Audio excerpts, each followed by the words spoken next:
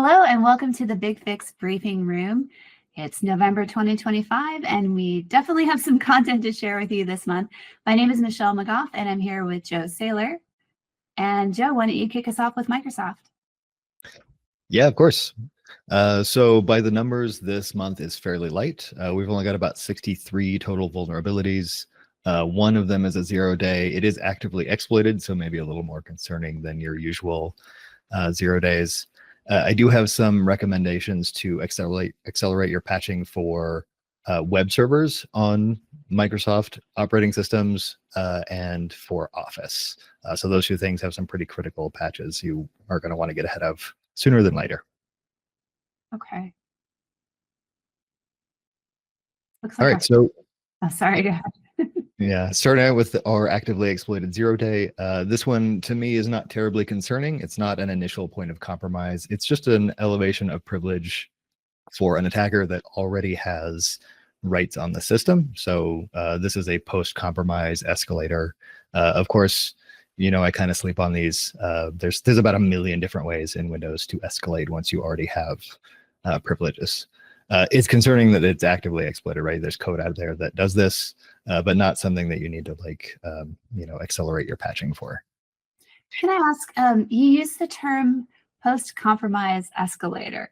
So I don't think I've heard you say that before. So let me see if I can extrapolate that out. I mean, basically the attacker's gotten in there, have compromised it, and so then they're able to just escalate privileges. Is that just another way of saying that? Yeah, basically. So, you know, anything that's post-compromise is just something that allows an attacker to do more than what you would expect from the thing that they compromised, right? So in this case, an attacker would have compromised a regular user's account. They don't have administrative rights. They don't have anything that user can pivot to on the network that's very interesting. But this allows them to, on the local box anyway, pivot to more damaging activities that a system administrator could do rather than a regular user. Yeah, and so this is why it's sort of a boring, it's a boring 0-day because we've seen so many of these, and it's weird to think of it as a 0-day with a 7.0. I always think of 0 days as like a 9.8 or a 10, and that's not really the case. There's just already code out there that can exploit it. Okay, thanks, Joe. Yep. Well, this looks more interesting. It has a fun graphic. So this one's really interesting. There's been some buzz out on the internets for this one already. It is a 9.8 on the CVSS scale. It's got a network attack vector. It has no user action required marked. So there's all sorts of really, really nasty things here where this is an initial compromiser. So this isn't something that requires an account to already be compromised. This gives an attacker the initial compromise. However, that's kind of only on servers. This has a light side and a dark side to it. So on a client endpoint, something that doesn't accept incoming files, you really have to trick a user into clicking on a malicious document. There's some metadata in a document that this requires, some malicious metadata, and a user has to click on it. So this is really, on client endpoints, not terribly concerning because there is no network attack vector, right? Like that's local. An attacker has to trick someone or they have to already have some rights. Okay, yeah, and we're seeing a high score. The score sounds accurate. We've got remote code execution, elevation of privileges, and no user interaction, which seems so upside down. Yeah, but only on servers, right? So right, for right. That's so strange. Yeah. Yeah, and it has to be a web server, and the web server has to accept file uploads. Okay. So think any like file converter on the internet, right? Like something like that. I do worry that there's maybe some additional attack surface here that we don't expect because maybe you don't have validation set on input on your servers. Maybe you don't expect it to be able to accept files as a packet, but maybe it would anyway, right? So I think there's some unknown attack vector there for web servers. So for me, for this, even if your web server doesn't by design accept files as an argument, I would kind of consider them vulnerable to this anyway. So, patch any Microsoft operating system that hosts a web server immediately, just right now, yesterday, if you can. And this is not specifically, is it called out that it's specifically limited to web servers, or are we just extrapolating that out from the type of attack? That is specifically called out in the vulnerability. Yeah, and so on the web servers, it is correct that this is a no user interaction required network attack vector attack. But then when you pop down to client devices with no web server, that network attack vector goes away, and then the user interaction is required. And so that would like bump this down to a 7 on those client devices for CVSS anyway. Okay. Yeah, and I think when we were talking offline, you were thinking that this really should have come out as 2 separate CVEs. That it's very confusing the way that this is published. Yeah, it's definitely there's a dichotomy here that doesn't work with the CVSS system. It just really doesn't. It would probably have been great if they could have somehow split these into 2 separate CVE documents, but the way CVEs are organized, you kind of can't, because the CVE is the vulnerability, it not necessarily the context that it applies.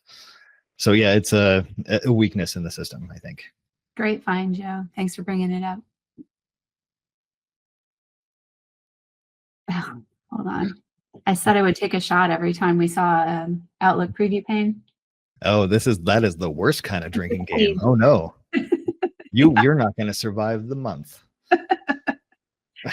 It's a day ending in Y. If anybody's still using Outlook locally. Yeah. Yeah. So this is a classic one. There is a vulnerability in all Office applications where a maliciously crafted document can trigger remote code execution.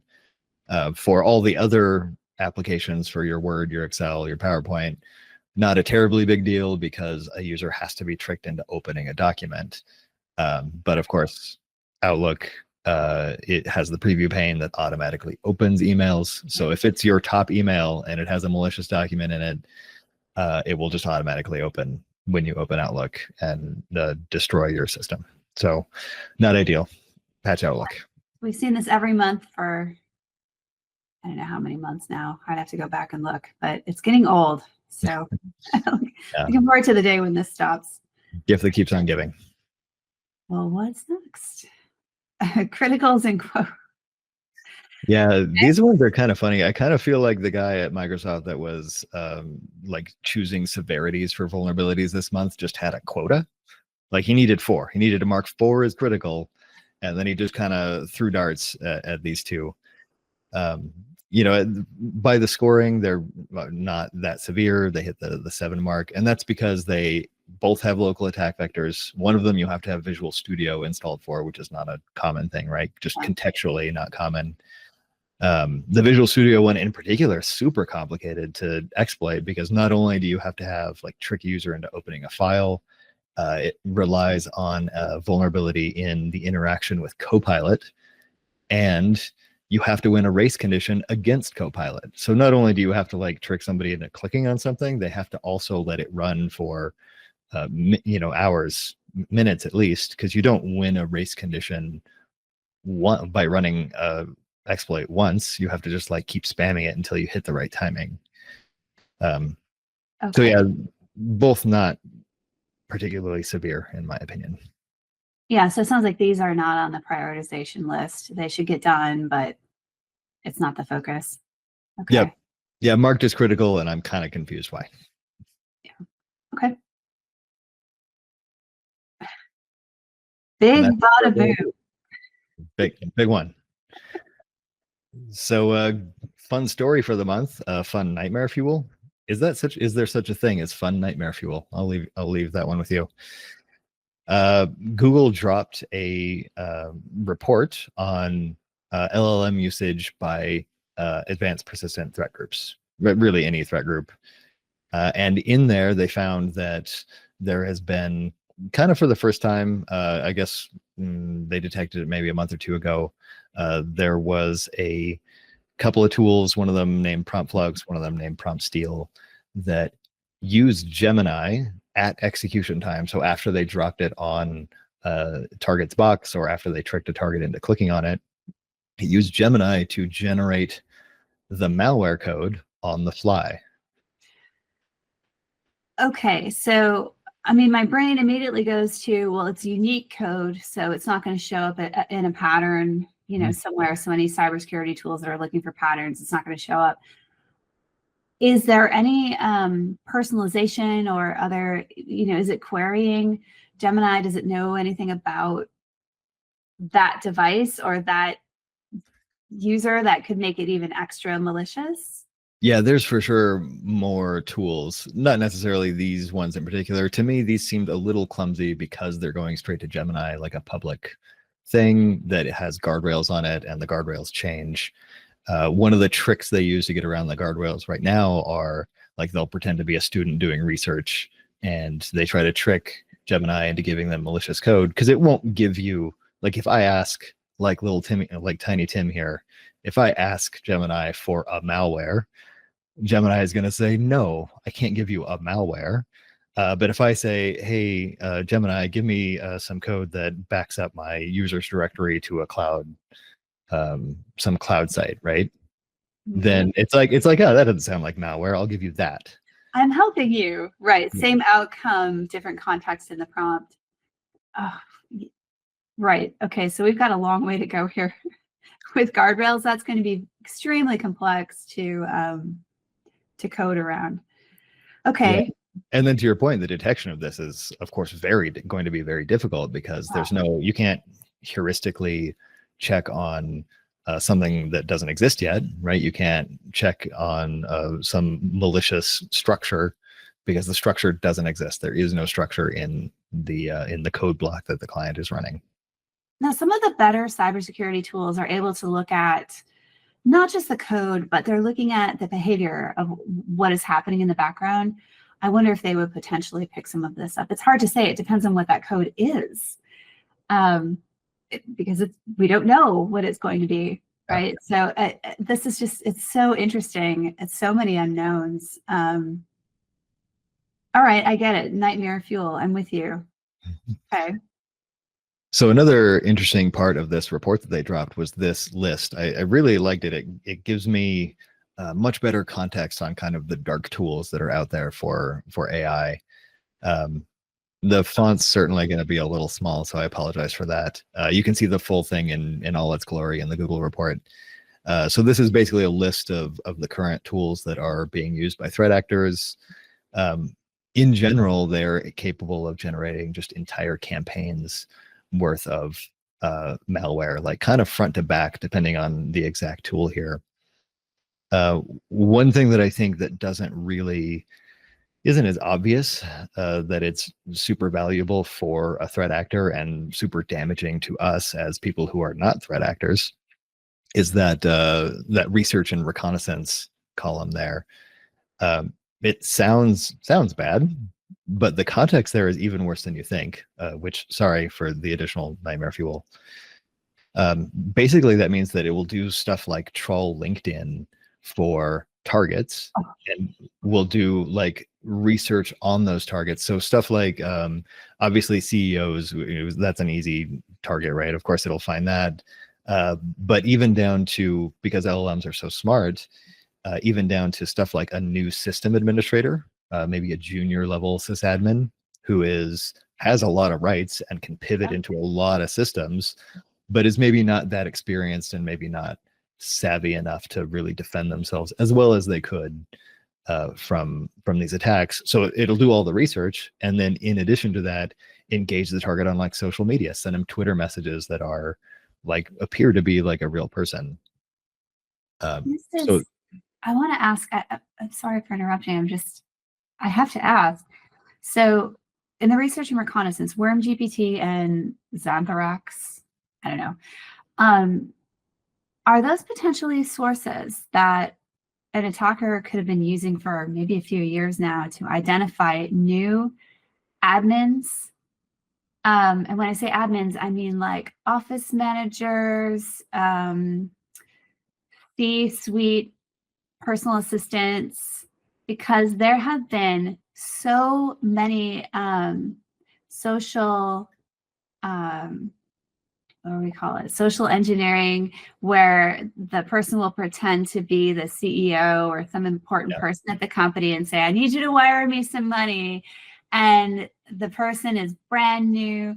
They're feeling the pressure. They want to respond to this really important person in the company. They want to make a good impression, and dang it, they just get fooled and they send the money, and then they don't find out till later, well, they were a little naive and they got caught. So, I always wondered how are these attackers identifying people in their first week of work?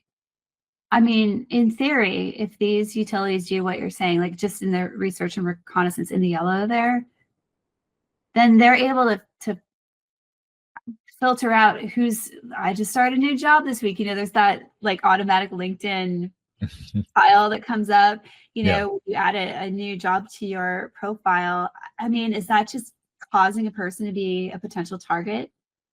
Yeah. Hitting their profile? Oh my Yeah, God. for sure. Like that's an easy data mine for attackers. Okay. And it kind of works in the other direction as well.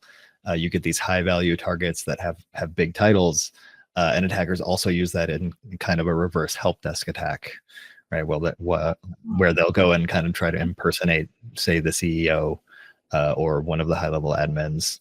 To say, hey, I need my password reset right now, right? Like that's another common attack vector that requires some research that these tools automate. And then they've got the deep fake, the image generation. We've heard it's been more than a year since there was like a deep fake of a CEO, right? Like a voicemail or something like that.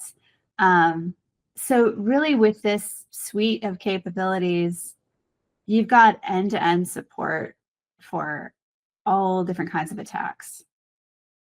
Yep, it's AI attacks as a service is what's going on here. And keep in mind, these are they're like ChatGPT and like Gemini. They're the same kind of models, but these are all run on private hardware, so they do not have any guardrails at all, right? Like the guardrails are determined by the attackers, and obviously they're not going to guardrail themselves, right? So it's all that power of language models, but with no safety nets. Wow. Okay. Sorry, enjoy your sleep tonight. It's really good to, I had wondered how, especially around the targeting, how is somebody able to target so effectively? How are they doing this research? And there has been, utilities probably for some time. I imagine this is nothing new. It's just being surfaced, right? Being exposed more to people like me that aren't in that community of attackers. So I didn't know where these were coming from. So you said Google published this? Yes. Okay. All right. I would think we want to include a link to that in the video description, which I will do. Thank you, Joe. New releases. Yeah. Releases. And now for some good news. So we have an 11.05 release. It's been out for a minute now, a few weeks. It is there's all sorts of interesting stuff in it. Kind of picked my favorite little bits here. We have updated several open source libraries. This is all just security stuff that always makes me happy to see that we're kind of tackling our technical debt and making sure we're secure and up to date. So the Amazon Web Services SDK and OpenSSL were both updated, so kind of core parts of the platform there. We got a couple of new agent supports, so support for macOS 26 and RHEL 10. So always good to see expanded OS support. And the other slightly nerdy thing that's going on here are the new inspectors, which we don't really see new inspectors that often in the platform. No. And you picked these three. I think there were more than three, but I think so. But you picked these out. Yeah, there's more than this. Some stuff in session relevance, which is even more on the nerdy esoteric side of things. But these ones are interesting because they really do represent expanded capabilities. Like for instance, the Windows logged in user properties. We have just more things that you can see from the logged in user, like when the last time they logged in was, what their login duration is. Just all that stuff is now natively available in relevance, it's great to see expanded relevance capabilities just because it's kind of so rare. Yeah, absolutely. Well, that's fantastic. I'm very excited about it. I have customers that have already adopted it. It seems to be a good release. just really happy to see some more progress. I think there were a lot of the release notes for this one were quite long, if I recall correctly. So folks, there's a lot more in this release than what Joe fit on this little slide. You want to go into the forum, you can see all the release notes. I think Alessandro Denia, wrote most of those. He did a great job. They're quite explicit, so you can understand the value of each one of these benefits. Well, that's it. You made it. You made it to the end. Thanks for joining us. We'll be back again next month. Have a great patch cycle. I think that's probably the best thing.